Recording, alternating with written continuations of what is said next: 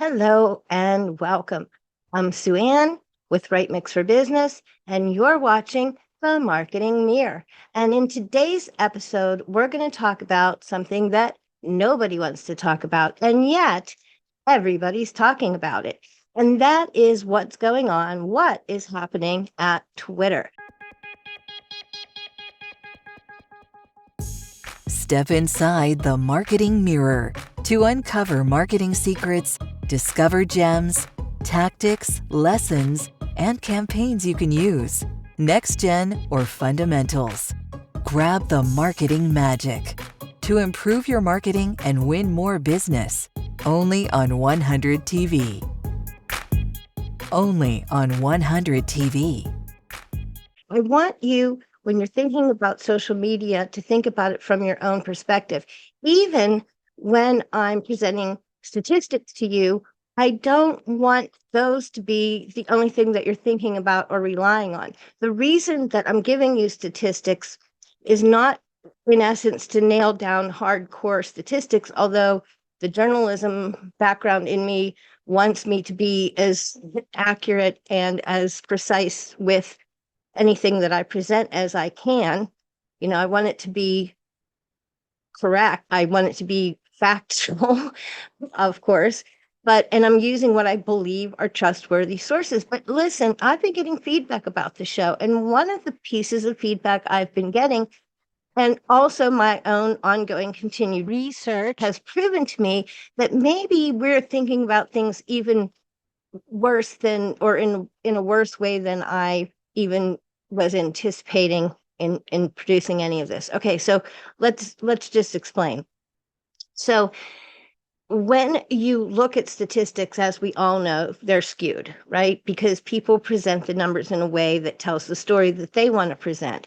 Also, a lot of the statistics that are gathered regarding research for social media and social media marketing come from where? They come from channels who are social media platforms, such as Buffer and Hootsuite and Social Sprout, Oh My, Agorapulse, all of them. And you guys know I'm an Agorapulse fan. I love those guys. But even they, and this is one of the reasons why I feel they're trustworthy, even they are always questioning the information and the data. And I've been watching this series with them and learning some things in how they see the data and how they realize that there's a disconnect sometimes from real research and data.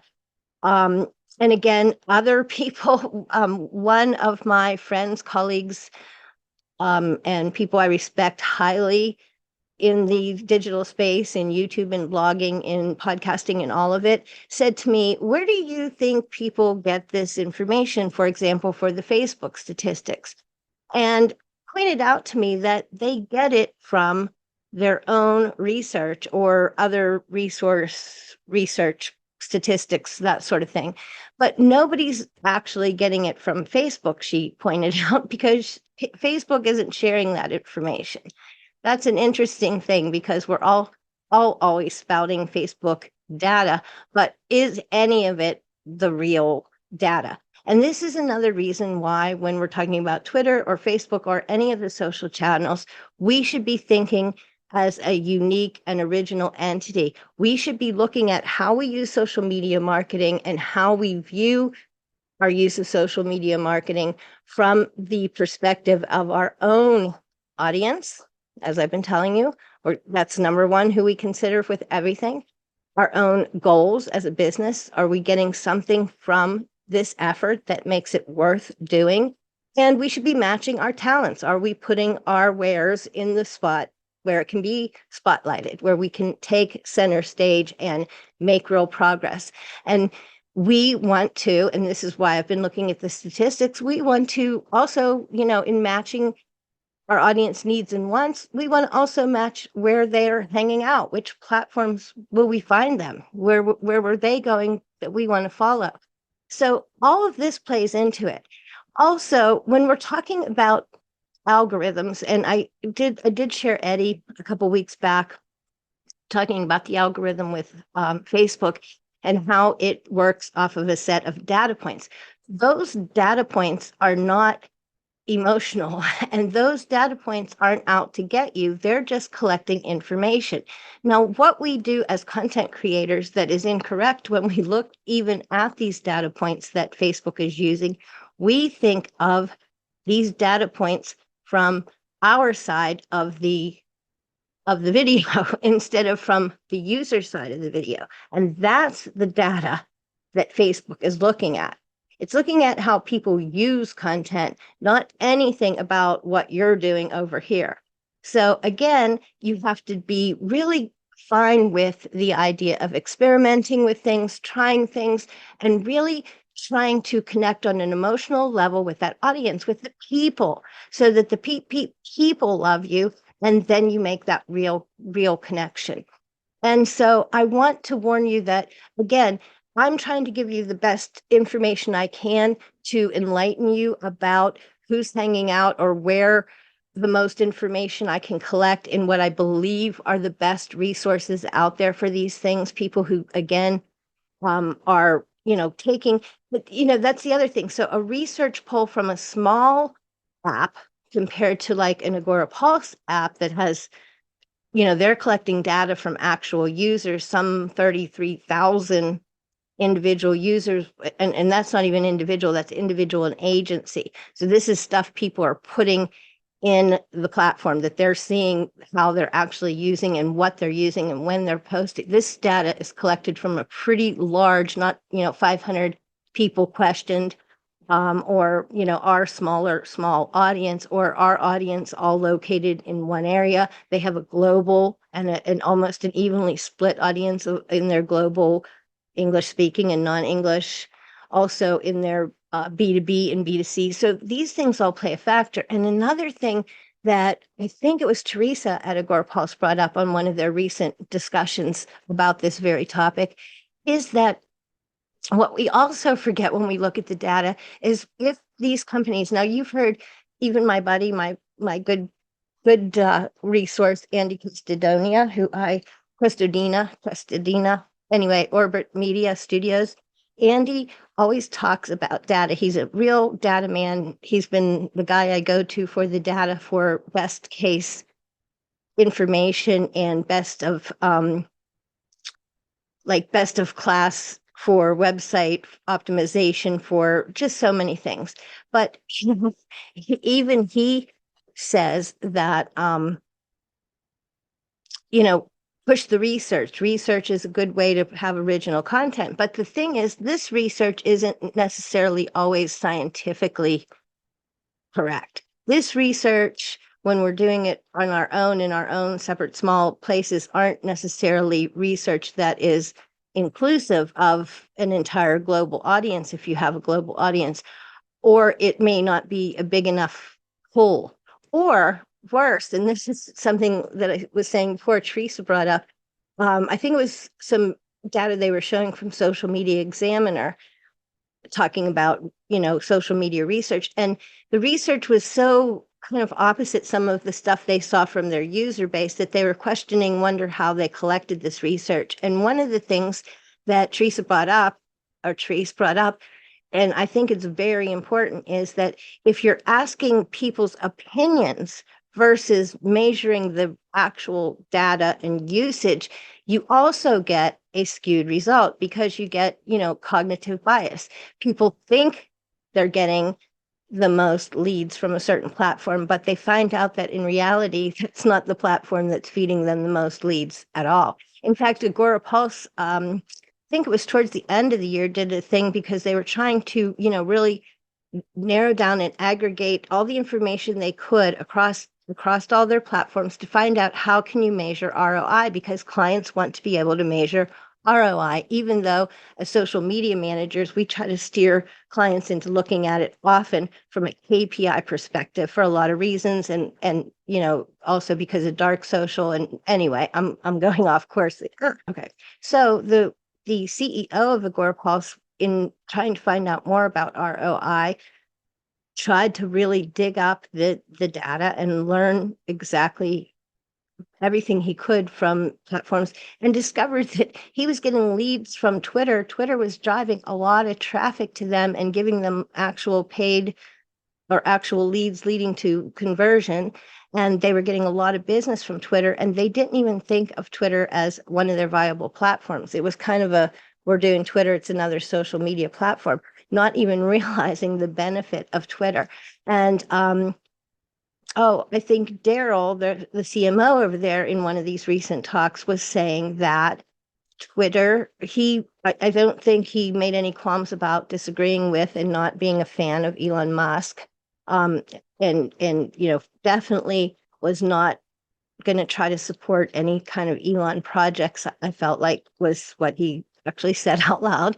But he said at the same time, he was recently at a conference with a lot of content marketing executives, CMOs, such as he is, and found out that those who are advertising with Twitter are getting like really great results and are getting really pampered and taken care of because Twitter is at this point desperate for advertisers. So if you do want to think about advertising on Twitter, he's saying you might get the red carpet treatment because they're looking to bring back advertisers.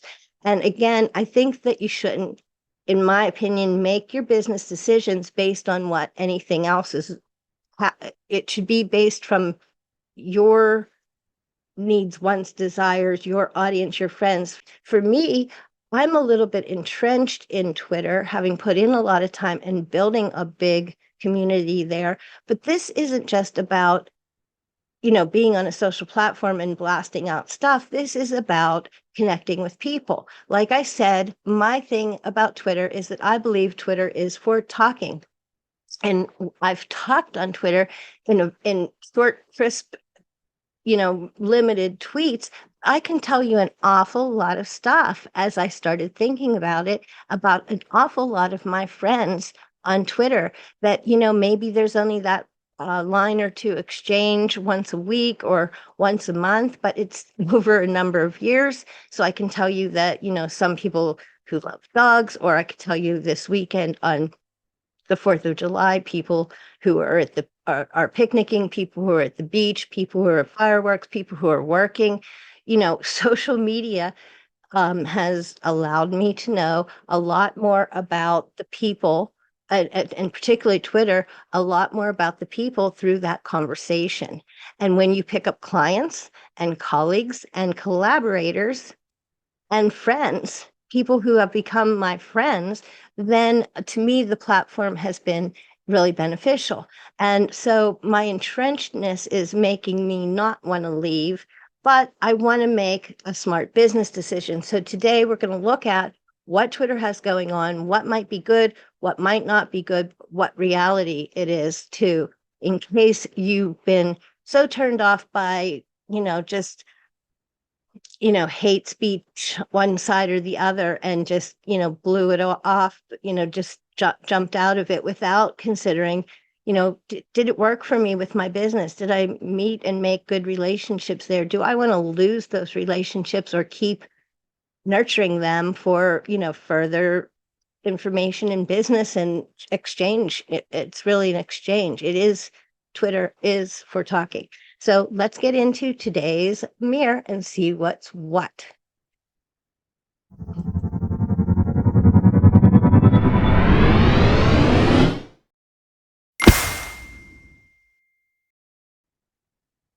Let's talk Twitter, because Twitter is my personal favorite social media platform.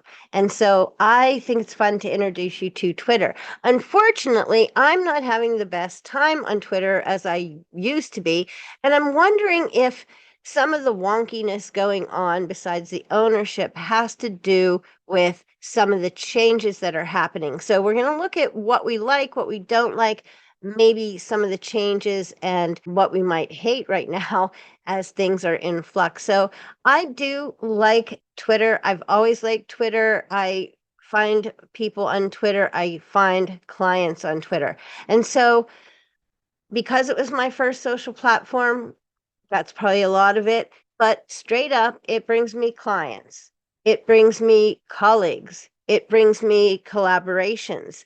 It brings me all kinds of contact with people that I become friends with, do business with, or share ideas with. And so What's not to love about that? Still, I know that things are definitely a little bit crazy right now at Twitter under new management with Elon. And Twitter, let's say, is in kind of flux right now, totally in flux right now. The change of leadership, as I said, for me at Twitter hasn't been helping me with my channel. Now, I pay attention not to my social channels, but to client and, I work with content and content strategy and social media strategy with a lot of clients. So those are the channels I watch social on more so than my own. Maybe I've been asleep at the wheel, but it feels like the huge changes over how I've been steadily doing better on Twitter to how I'm like kind of declining. Even though in some ways I'd say my community has grown overall. So I'm not sure what the heck's going on, and maybe that has to do a little bit with the changes. But here's the thing. I'm so entrenched in Twitter that it's not enough right now for me to dip. I'm not ready to quit. I want to see how things pan out. And maybe you do too. So let's look into it some more. One of the things that Twitter is doing right now is experimenting. And some of this stuff is good, some of this stuff is bad, but it just came to me. It just finally came to me what is going on that is making it, I think, a problem. So Twitter needs money, don't we all? Of course we do. So Twitter is making you, the loyal user, the content creator, the people who have been supporting Twitter for many, many years. I think he's putting us on edge because it feels like a money grab. It feels like a struggle for the money over all else.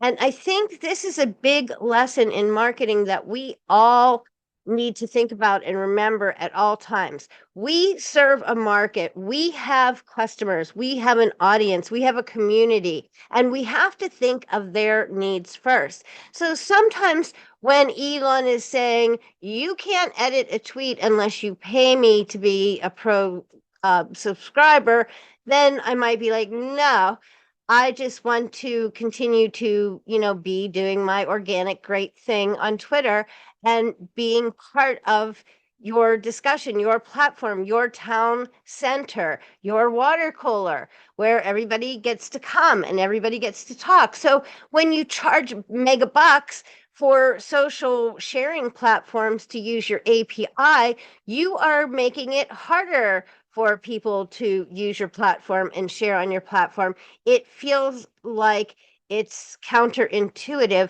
to the whole idea of Twitter and the town square and free speech and everybody being welcome and everybody being equal. And so you've really kind of crushed the same free spirit that you've embraced. I just found out, I don't know why, I've heard about tweet decks forever, and I don't know what I thought exactly that they were, but I looked into tweet decks in some of my research for doing this Twitter, and tweet decks look like something we should be doing, but guess what? That's also going to be soon only available, even though it's been free all along, it's soon going to be available only to paid subscribers. So that's interesting. And Twitter Spaces right now, I think a lot of content creators can use, but I've heard talk that it may only be available to paid subscribers. So it feels a little bit like you're maybe getting your arm twisted a little bit in order to get the money grab, in order to bump up the sales. Now, that's not to say that a guy like me who supports the organic free approach, it wouldn't be willing to pay for a professional level and for some special, whatever it is, perks at a professional level. But I think that forcing people into it and doing things like the latest, limiting how many tweets you can see based on your pay level is really, again, low, counterintuitive. Cutting off the APIs or raping those people for money to use your platform and to spread a lot of good content and to help share that content from all kinds of clients and to gather data and help create the data information that becomes part of social media and to, be patrons of your platform. When you do these kind of tricks, it's really counterintuitive. I think that editing feels funny to be a privileged thing that you have to pay for. To me, that should be like basic, like I'm a writer, I need to edit. I might have a spelling or grammar error or punctuation drive me crazy. Smart leaders, and hopefully that's Elon, are not afraid to get expert help from people who are more knowledgeable or have more experience or understand the industry, the technology, the dynamics, all of it. If you look to people with more knowledge, if you're smart as a leader and you don't know what you're doing or you're running into trouble like seems to be happening, then you call in people around you who are smarter than you or know more than you or can contribute to the effort with you. And you let them teach you, you let them direct you, you use their experience to your advantage. You are humble enough to stand back and say, hey, someone can improve my product, my business, and might know something that I don't know. And this reminds me of the very first lesson in the premier episode with Thank You Marketing, where I talk about how good business happens at the center of value, a place where you value your customer and they value you. I've had clients in the past feel like or give me the feeling that they paid me and so now I owe them something in return. And they don't realize that they didn't just give me money. They paid me for a product or service which they enjoyed, consumed, used, got what they paid for or sometimes more. If you over deliver, you're giving them more sometimes. And so you don't owe someone who gave you business because it's an exchange. It's a mutual respect. I help you and you help me. We've exchanged a product or service for money or sometimes even information. But it's really a mutual respect. And I think that maybe it feels as Elon's customer then and as a content creator on top of being, just a faithful user, I'm also a content creator. I feel maybe Elon's not giving the people who want to support him and have been supporting the platform the kind of respect and love that they want and deserve. And so keep that in mind when you're thinking about how you handle your social and your customers. So I've said some of the negatives about some of the things that are going on. And when we hit some of the other features, I'll mention where there might be a pay ramification or change that I know of. And keep in mind, this stuff is happening so fast, it will make your head spin.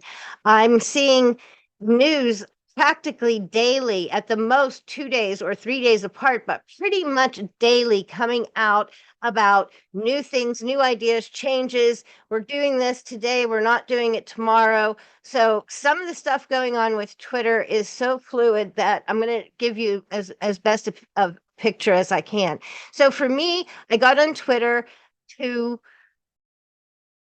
actually try social media, to take a dive into the social media pool and learn about it. And what I wasn't finding is any interaction. I wasn't gaining followers. I didn't get it at all, really. But I hung in there. I started to do something that somebody taught me, and I'm learning it and using it still to this day. And I'm going to pass it to you. When you're learning about something or trying something, push the buttons. So push the buttons because I'm still pushing buttons on Twitter and finding out that I didn't know, even though I consider myself a pretty Twittery tweet kind of tweetable person, I'm still finding out new features and new things because for one thing, it's in flux. And for another thing, who takes time? So take time, push the buttons. That's your best way to get the feel of these platforms and to grow into them and to learn about them is to just like do it. So what I happened upon was research. So I found that Twitter was a great research tool. And as a writer, research is something we're always looking for. Quotes is something that we're always looking for. And quotes are on Twitter. Research is available on Twitter. The people who wrote the book that you're reading and want to talk about is on Twitter. Really, people who are I don't want to say celebrities, but leaders, the top people in every field can be found on Twitter.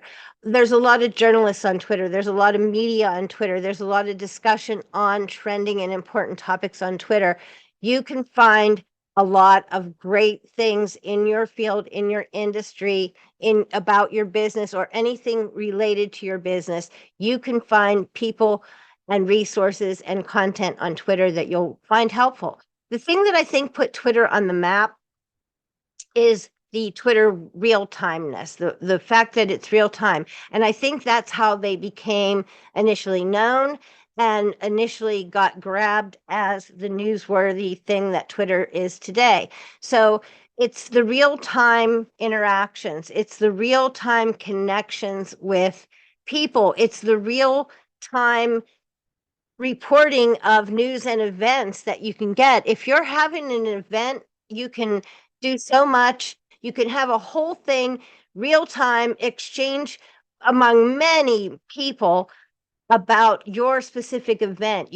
Twitter becomes part of the event and it becomes part of the news. And the news talks about what people tweet and what things are being said on Twitter.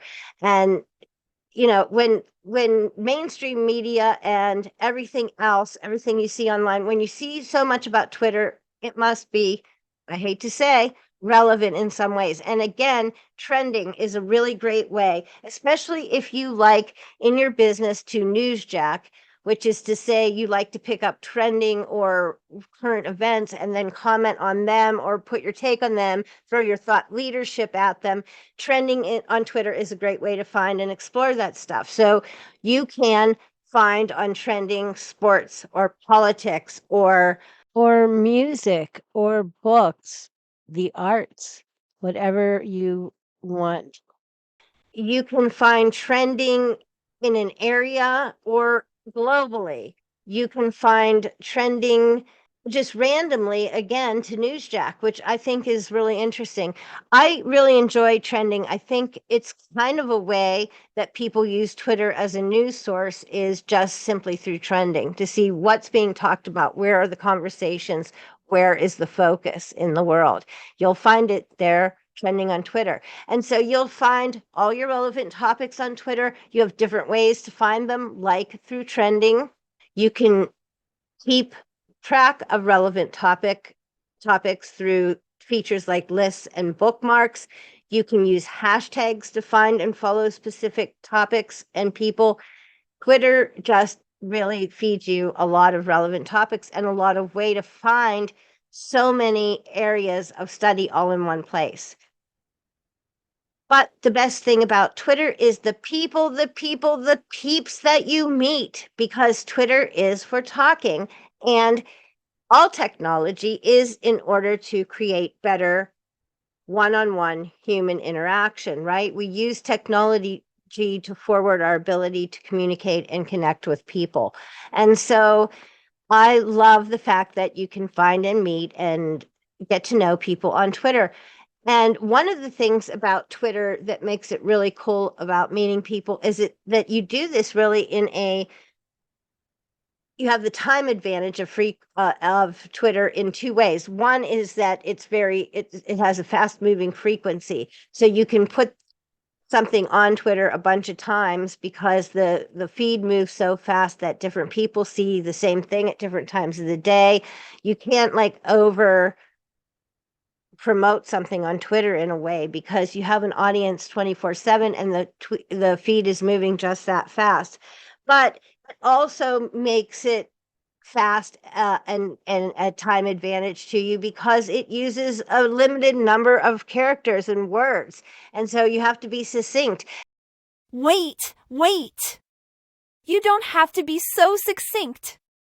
But for more character count and words, you'll need that paid verification checkmark. Then you can even edit, use bold text, and save your tweeted posts to highlights.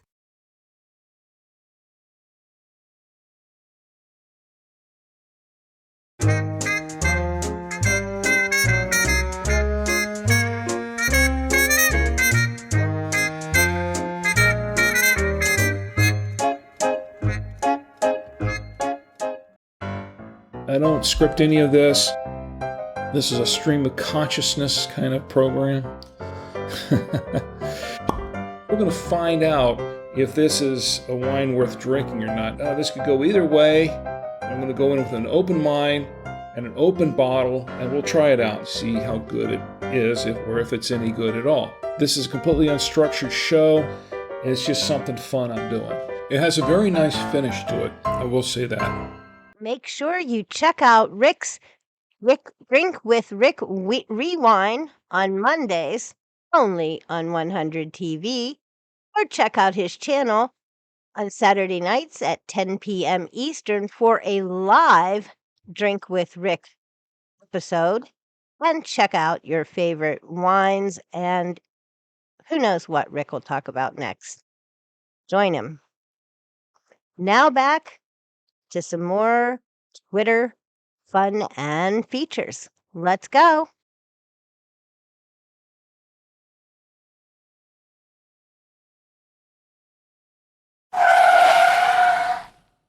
Welcome back to part 2 of Twitter on the Marketing Mirror. Hopefully you got a cold drink, especially if you're somewhere in the country like I am in Western PA, where we're melting, or you just needed a break to chill out. So I was going to make this a second video, but I decided let's get Twitter done. Let's get through this. So here comes some of the, I decided, let's go back and check on the findings. And this again is to help guide you with really honing in on the audience that you're trying to reach. So you need to look at the perspective of all the social platforms and try to match the audience with your business needs and, you know, the bigger picture elements that we talked about, your talents and so on. So going into Twitter now, instead of going more into features, because we've already touched on some of those, and some of them in the last part were about the paid features, I'm going to get into my favorite everyday features. And first, I'm going to give you, again, the findings so that this isn't, you know, etched in stone, but this will help you determine if you belong there and if you can do well there, because it's about marketing, digital marketing and social media marketing, and extending your digital presence in a space where you want to be. So Twitter is kind of really heavily a US audience, for example. So if you have a United States, a US audience that you're trying to reach, Twitter may very well be the answer that you're looking for. They might be a perfect fit for you. So some of the other fabulous findings that I have for you prove that Twitter hasn't really been that at that big a loss as far as its users. It's still, in the most current data, is showing at around 343 million users. Most, again, are the US audience. That's their biggest user base. And I have seen numbers that are less than that, and I've seen numbers that are higher than that, but this seems to be across the board acceptable as still current at the 343 million mark. However, I did see that in July, this July over last July, or as of July, which we just hit really, but July over July, the data said that Twitter was down less than 4% of all users. Now, this could also have to do with them cleaning out some of the user base on their own, because remember, they did a big thing to eliminate bots on the platform, which we don't want bots for friends. They're not really our friends. They're not going to give us any business. So they eliminated bots, which, you know, again, that's a false follower account. That's not somebody you're going to interact with. Don't want them anyway. And they also did another thing where they actually, I believe, sent letters to users who had been inactive for, I believe the cutoff was something like 2 years. If they hadn't been active on the platform in that long, they were asked to reactivate if they wanted to stay on the platform, or they would be kind of knocked off. And I really kind of don't feel like I have a problem with that, because in some cases, they're blocking a name that somebody else has. You know, it might be their own name, because there are common names. And if they're not using the platform, why not make that name available? So again, that could also affect the total users.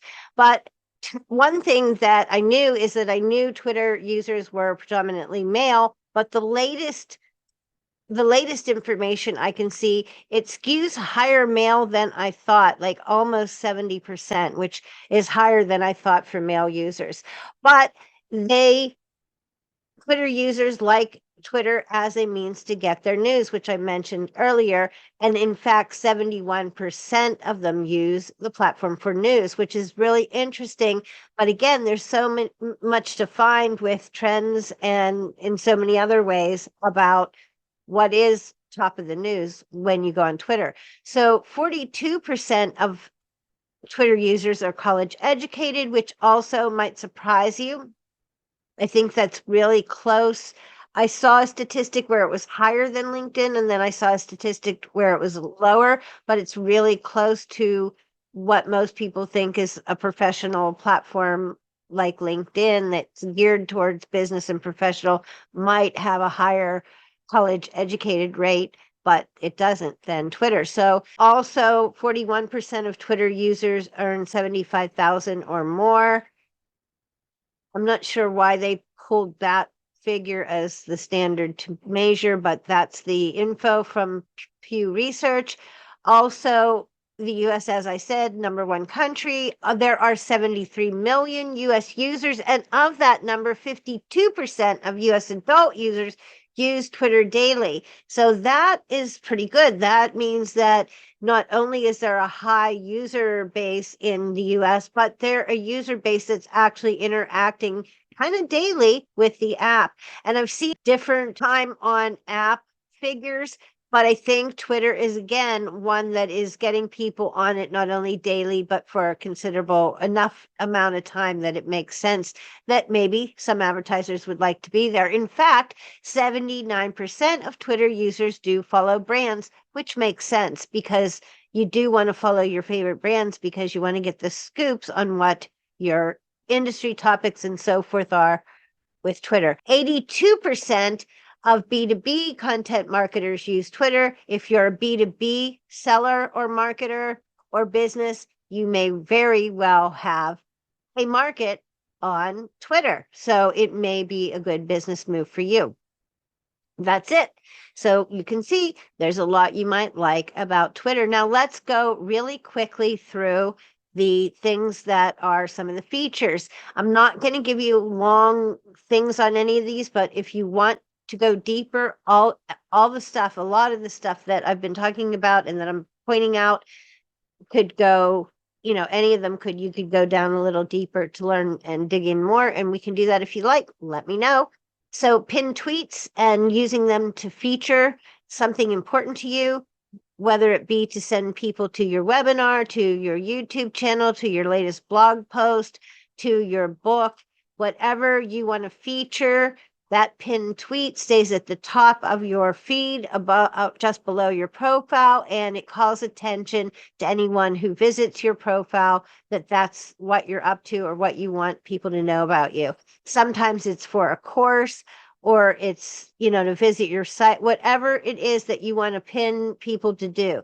Now, there's also new business profile feature, which is a free one. I believe you have to be in creator mode or in the creator studio to do it. So just make sure you're in the creator studio, say you want to be a business profile. And then especially if you're like a brick and mortar business, you can have a location map under your bio and profile, and it can even have an icon on it, and people can go live onto your location and map their way on Google to visit your location, your store, your restaurant, your boutique, your hotel.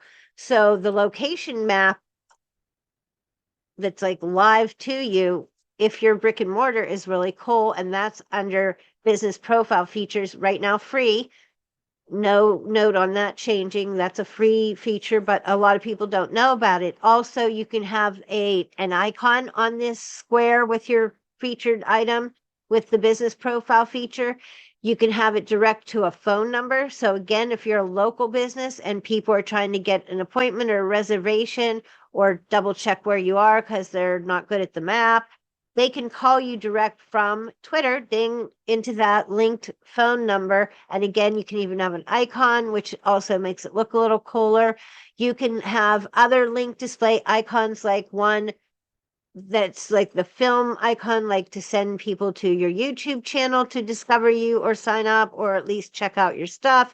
You can do other ones, additional contacts, and we can go deeper into more about the business profiles if you're interested. I know I want to check that out deeper. Bookmarks and lists I use like mad. One thing I do that's different than many people do with bookmarks is I save my own things that I want to track further, because the feed moves so fast and you don't have track of it. So if I want to check on how a video is doing down the road, maybe I'll bookmark it and then I'll look back a week or a month later and see if it grabbed a bunch more views, since, video is something that is supposed to be so hot and, people are testing things. So you can bookmark your own stuff if you want to look after it a little bit. Also, lists can be used for all kinds of purposes. You can have public lists or private lists. You can have lists for clients. You can have lists for your local friends. You can have lists for people you're in the Chamber of Commerce with. You can have lists for topics. You can have lists for all your writer friends, all your social media marketing friends. You can have lists for people you admire, people that you're following, people that you want to do business with, like sort of your wish list. You can have lists of your favorite companies that you're trying to see what they're up to with their, maybe even you're, studying their marketing.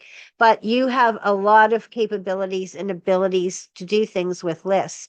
And lists and bookmarks are just two of the ways that Twitter allows you to organize and keep track of things instead of it getting completely lost, never to be seen, or crazy hard to find, like in some of the other feeds on some of the other platforms. Also, I love tweet chats. I participate in them. I've done a few lately on a few different topics. And it's so great because you can work with like-minded people, talk with like-minded people, share ideas, ask questions, agree and disagree on certain things, learn something with each tweet chat, whether you're leading it or whether you're just participating. And you really get to make good connections and friends. Sometimes it leads to business or friendships, whatever, collaborations. Tweet chats are a great connector. Now, if you want to take your tweet chat further, like Madeline Scalar does with her Twitter Smarter, she moved it into a Twitter Spaces, which is an audio way to have a tweet chat. So you have an audio discussion, sort of like a clubhouse kind of thing. A lot of people are using their Twitter Spaces to have conversations, have guest hosts, have guest speakers, allow people that listen in to be allowed to talk, and then are using that for podcasting efforts. There was a mention of podcasting on the Twitter platform at one point. Don't know where that is right now, but certainly Twitter Spaces is audio content that's usable, repurposable, and really a fun way to interact with people and get to know people across your channel and your community. Also, Twitter circles can help you put certain groups together. I've heard people say that seems non-inclusive. I think it's actually doing people a favor. It's not leaving them unincluded, but it's not making your community that's largely about a certain topic be involved in, say, some weird topic you have with a handful of people. Maybe you're into something real specialty. Maybe you knit, or maybe you're into motocross, or maybe you are whatever. But it's not really what your main topics are or your audience is. So you're not, I don't think, excluding anyone. You're probably doing them a favor if you get into Twitter circles where you can have sort of a more private conversation around certain topics. I guess it's a glass half empty, glass half full kind of thought about if they're inclusive or not inclusive. I guess it depends how you look at it. I'm not offended if you're having a private group on Facebook that's on a topic I'm not interested in, and I'm not in it because I don't want to be.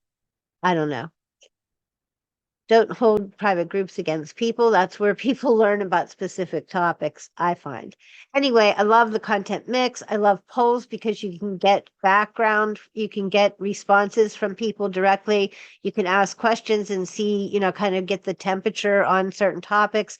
You can use links, of course. And when I say content mix, you can do everything. You can do video, you can do visuals, you can do links and posts, you can do shorts, you can do info drawings. That's what I call infographics, or at least some infographics, like my friend Hennika, who draws her blogging sidekick, Henrietta, and she'll use Henrietta with a message as just a blog post or just a tweet, sending warm wishes or greetings. And it's really an effective way to use social media and use a different kind of content. So it's not an article or anything like that. It's just a greeting, but it's also very branded and recognizable because her readers love her sidekick, Henrietta. They immediately recognize it. And it's a way to send out something that's not just all business all the time or all me all the time. It's like sending you greetings, hugs, flowers, that sort of thing.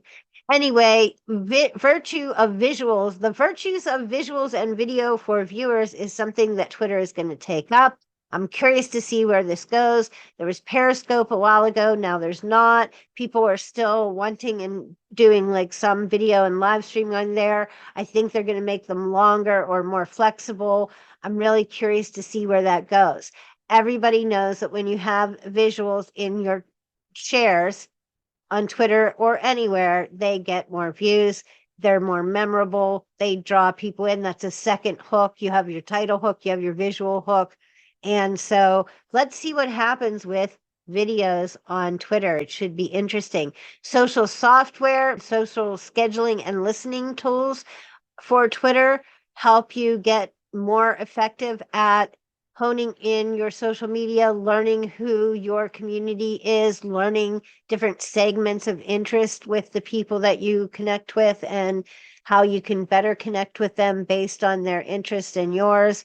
And use social listening software to actually, if you listen to my earlier video with Brooke Sellis, you can use social listening software to actually level up your brand and create a new unique value proposition for your brand, in that you are so on tune with live streaming audience feedback that you're addressing and making things better live and in front of the audience, and then gaining a higher level of brand love and brand support because of these tactics. That's why I keep saying marketing today is a two-way street, and certainly social media marketing is a big part of that movement. So use that to your advantage, because when you are listening to your audience and responding to their needs, you are certainly going to grab a lot more brand love and brand attention. So those are good things to take note of. Also, your Twitter studio you need to have for your analytics, and also, as I mentioned, for the business profile page that you want. And the analytics are interesting to watch and see what's going on with your best content, who your, I guess, biggest followers are. Because look, when you have followers who follow you back and you're exchanging things, you're now kind of getting access to their audience. And so it's really a sharing and everybody belongs type of app. One of the things I always liked about it. It'll be interesting to see what will happen with some of the changes, whether people will be appreciative of the longer posted messages, beyond the short, succinct content that we talked about, whether things will pan out to be paid or not paid. I think it's kind of crazy to pay to see how many, per how many tweets you could see, but we'll see what happens and we'll do the best we can, because what we can control is what we do with our social media marketing, our digital presence, and our message to help our viewers or readers or community. And We are having a two-way street. We are having a two-way conversation with that community, and that means everything. So, see you next week on the Marketing Mirror. And don't forget to subscribe to the channel, subscribe to my channel, and grab the checklist for your social media marketing profiles so that you can be sure that you're starting your marketing in your bio and in your profile to begin that hello with meeting your business and brand. Start it hello. Okay. Have a great day. Thanks for listening. And next week, let's go shorter. I think it's Instagram next week. So we'll see you there. Thank you.